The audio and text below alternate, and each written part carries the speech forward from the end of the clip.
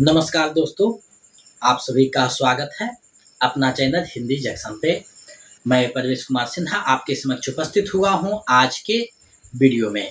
जैसा कि आप देख पा रहे हैं, बिहार असिस्टेंट प्रोफेसर 2026 यानी आज का जो वीडियो है वो बिहार असिस्टेंट प्रोफेसर 2026 की जो बहाली होगी उसके लिए बात किया जा रहा है। अब देखिए, बहाली जो होगा रेगुलर होगा और कंट्रेक्चुअल होगा।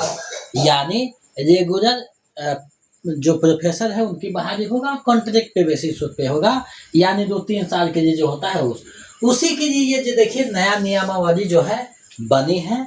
तो नए नियमावली में क्या क्या बात किया गया है उस पर हम लोग चर्चा करेंगे।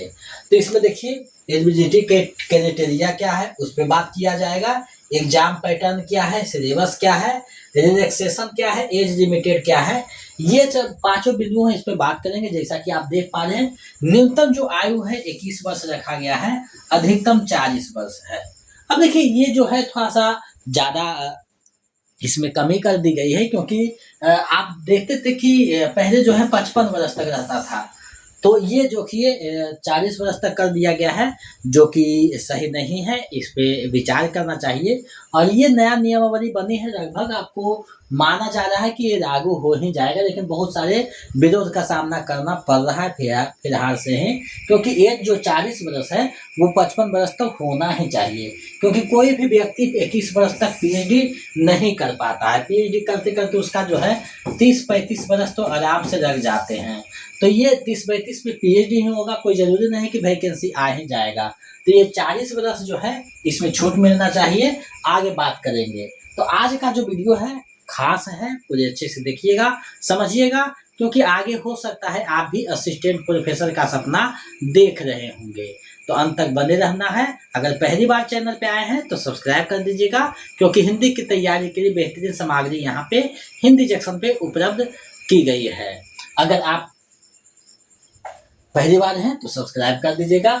चलिए आगे बढ़ते हैं। आज का जो है उसको हम लोग समझते हैं, जानते हैं कि आखिर क्या क्या कुछ इसमें रहने वाला है। अब देखिए ये जो ड्राफ्ट है ये इंग्लिश में तैयार किया गया था, तो इसको हम लोग जो है हिंदी में देख रहे हैं, यानी उसका जो है हिंदी अनुवाद किया गया है। तो देखिए कहा जा रहा है कि बिहार के विश्वविद्यालय में असिस्टेंट प्रोफेसर की नियुक्ति होती ड्राफ्ट परिनियम है। अब देखिए ये जो है मुख्यतः ड्राफ्ट एक जो है परिनियम है 2026 जो बनाया गया है, और ये लगभग जो है पारित होने की पूरी संभावना है। और आज कुछ परिनियम जो है पारित भी हो गया है। तो ये जो है आप देख पा रहे हैं। अब देखिए इसके बारे में जो है देखिए 26 नाम दिया गया है परिनियम, ये आप देख पा रहे हैं। मेन जो पहलू है उस पर हम लोग बात करेंगे। अब देखिए यहाँ देखिए आयोग क्या है, ये जो है BSESE यानी बिहार राज्य विश्वविद्यालय सेवा आयोग 2026 के नाम से ये जो है अधिकृत किया गया है, और ये जो है उच्च शिक्षा पे काम करेगा। और क्या है, असिस्टेंट प्रोफेसर का जो चयन है वो क्या है, विशिष्ट लिखित परीक्षा के आधार पे किया जाएगा, जिसको हम लोग देखेंगे। योग्यता क्या है, तो नेट सेट जो है इसमें माना गया है, जो यूजीसी के अनुसार दिया गया है। अब ये सब नहीं देखेंगे कि चयन का उद्देश्य क्या है, ये सब मेन जो चीज है उसको हम लोग देखेंगे। अब देखिए कहा जा रहा है कि योग्यता क्या होना अनिवार्य। देखिए शैक्षणिक योग्यता का बात किया जा रहा है, यानी असिस्टेंट प्रोफेसर बनने के लिए शैक्षणिक योग्यता क्या रहेगा, इस पे बात किया जा रहा है। तो कहा जा रहा है कि संबंधित या संबंध विषय में न्यूनतम 55% अंकों के साथ मास्टर डिग्री यानी MA होना चाहिए। अंकों में छूट किससे, SC ST ABC non criminal जो है उसको, देश के जो है दिव्यांग है उसको 5% की छूट दी जा रही है, जो कि यहाँ पात्रता क्या है, तो नेट या स्लेट या सेट उत्तीर्ण होना अनिवार्य है, ये पात्रता है। आगे बढ़ते हैं। अब देखिए पीएचडी धारक जो है वो 2009 और 16 रेगुलेशन से जो पीएचडी डिग्री किया है उन्हें नेट की आवश्यकता नहीं है। यानी वे व्यक्ति जिन्होंने 2009 और 16 रेगुलेशन से पीएचडी कर रखा है उन्हें नेट की आवश्यकता नहीं है। आगे क्या बढ़ते हैं, आगे देखते हैं। अब देखिए आयु सीमा का बात किया जा रहा है। तो आयु क्या है, न्यूनतम 21 वर्ष दिया है, अधिकतम 40 वर्ष दिया है। अब देखिए ये जो आयु निर्धारण ये बहुत गलत है, इसको 55 करना चाहिए। इसके लिए आंदोलन भी हो रहा है, शायद बदलाव भी किया जाएगा, क्योंकि 40 वर्ष अगर रहता तो खुद अशोक चौधरी जो प्रोफेसर बन गए हैं नहीं बन पाते। 58 वर्ष में उनकी नौकरी हुई है। तो खुद देखिए कि कोई भी व्यक्ति 35 वर्ष तक पीएचडी ही करता है, 40 वर्ष तक एज ही है अधिकतम, तो ये गलत है, इसमें सुधार होना चाहिए। और ये देखिए आप देख पा रहे हैं। अब देखिए नियुक्ति जो प्रूफ है वो अंक विभाजन क्या है, 200 अंकों का होगा मेधा सूची। अब देखिए इसमें 200 अंकों में क्या क्या है, तो 175 अंक का आपका क्या है, सब्जेक्टिव एग्जाम होगा, यानी पाठ्यक्रम जिस नेट परीक्षा के समान ही रहेगा। और 25 अंक का जो साक्षात्कार है, इसमें आप देखिए टीचिंग स्किल 13 है, और साक्षात्कार जो विषय चर्चा होगा वो 12 अंक का, यानी 25 अंक है, 200 पे मेरिट बनेगा। अब देखिए जो पासिंग मार्क है, आप देख सकते हैं कि 40% है सामान्य के लिए, 36.5 है पिछड़ा वर्ग के लिए, 34% है अत्यंत पिछड़ा, और 32% है SC/ST के लिए। ये देखिए। अब देखिए लिखित परीक्षा, अब देखिए रिक्ति के आधार पे 1.3 के अनुपात में, यानी एक पद के लिए 3 उम्मीदवारों का जो है साक्षात्कार के लिए बुलाया जाएगा, ये बात किया जा रहा है। आगे बढ़ते हैं तो देखिए जो लिखित परीक्षा होगा, यानी 175 अंक का, उसमें क्या रहेगा, तो अति लघु उत्तरीय, यानी प्रश्नों की संख्या 20 रहेगा, और 1 अंक का होगा, यानी एक शब्द में जवाब देना है तो 20 अंक का ये रहेगा। उसके बाद लघु उत्तरीय, यानी 2 अंक का रहेगा, 2-3 पंक्ति में आपका जवाब देना है, 30 अंक का ये रहेगा। तर्क आधारित यानी विश्लेषणात्मक रीजनिंग टाइप का जो प्रश्न रहेगा 15 रहेगा, 3-3 अंक का, 45 अंक हो गया। दीर्घ उत्तरीय जो प्रश्न रहेगा वो आपका 10 प्रश्न रहेगा, 8 अंक का, यानी 80 अंक का ये रहेगा, जो कि 200 से 250 शब्दों में जवाब देना है। तो कुल मिलाकर के आपका जो है 175 अंक का आपका लिखित एग्जाम होगा, जो कि असिस्टेंट रेगुलर जो बाहरी आएगा उसमें ये किया जा रहा है।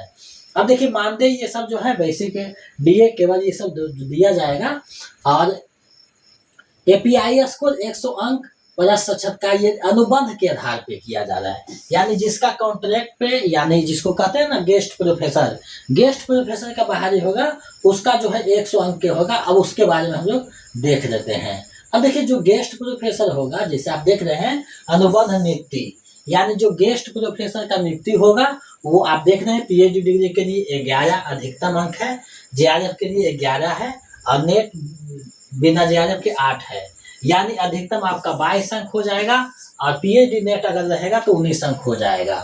आगे देखिए पीजी पर आपका क्या है, अधिकतम 26 अंक है, बाकी आपका देखिए 70 से अधिक रहेगा, 80 से कम रहेगा तो आपका 23 अंक मिलेगा। ये आपका जो है डिवाइड किया गया है अंक का, अपने अनुसार आप जोड़ करके देखिएगा आपका कितना हो रहा है। स्नातक में देखिए अधिकतम जो है 17 अंक है, बाकी 70 से 80 के रहेगा तो 15 नहीं तो 13 अंक मिलेगा।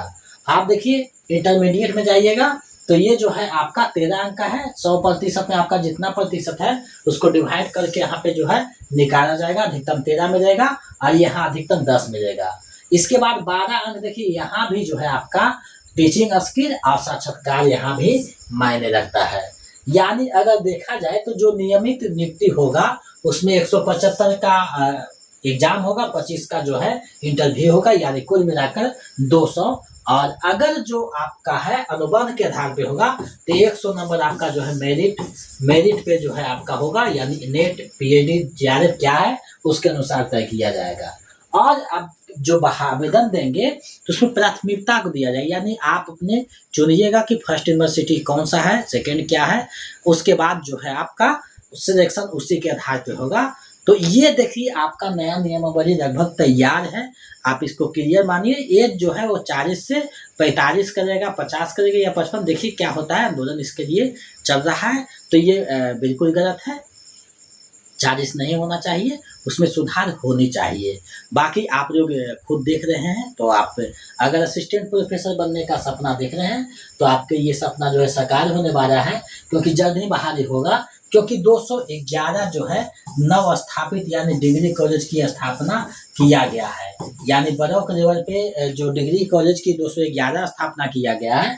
तो प्रत्येक जो विभाग है, छोट विभाग का भी संचालन किया जा रहा है जुलाई सेशन से। तो 6 सब्जेक्ट का किया जाए, बाकी और साइंस के भी सभी सब्जेक्ट जुटेंगे। तो आप सभी विषय का देखिए तो कम से कम 2 प्रोफेसर होते हैं, तो 2 से 11 है, यानी 422 तो निश्चित है, हर एक विषय का 422 प्रोफेसर होनी चाहिए। लेकिन यूनिवर्सिटीज में भी बहुत सारे सीटें खाली हैं, तो इसको भी कंक्लूज उसमें कर दिया जाएगा। तो लगभग आपका 6500 के आसपास जो है आपका सीट आने की संभावना है। देखिए नोटिफिकेशन कब आता है, कब बहाली होती है, लेकिन ये नियमावली लगभग बन करके तैयार है। तो आप लोग इसी के अनुसार तैयारी में लगे रहिए, और जल्द ही अगर नोटिफिकेशन भी आएगा तो आपकी तैयारी हिंदी सब्जेक्ट की हिंदी जंक्शन चैनल पे करवाया जाएगा। साथ ही आपका जो ऑब्जेक्टिव टीआरई 4.0 है उसका तैयारी, बेट का तैयारी, नेट का तैयारी के लिए प्रैक्टिस चल रहा है। बीच बीच में कभी समय के कारण नहीं हो पाता है, लेकिन हम कोशिश कर रहे हैं।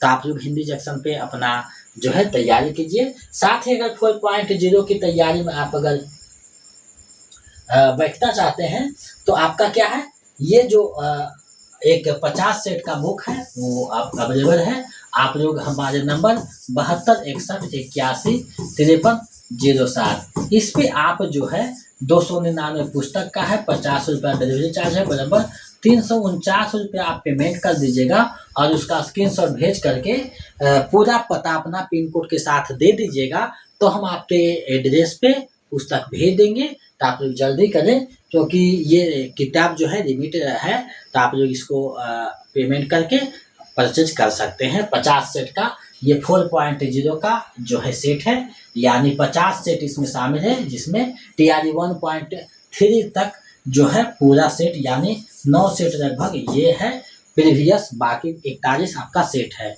तो आप इससे प्राप्त कर सकते हैं। बहुत सारे लोगों ने प्राप्त किया है, जो नहीं किए वो जल्दी कर दीजिए, और आगे जो है आपके वीडियो में बात करेंगे।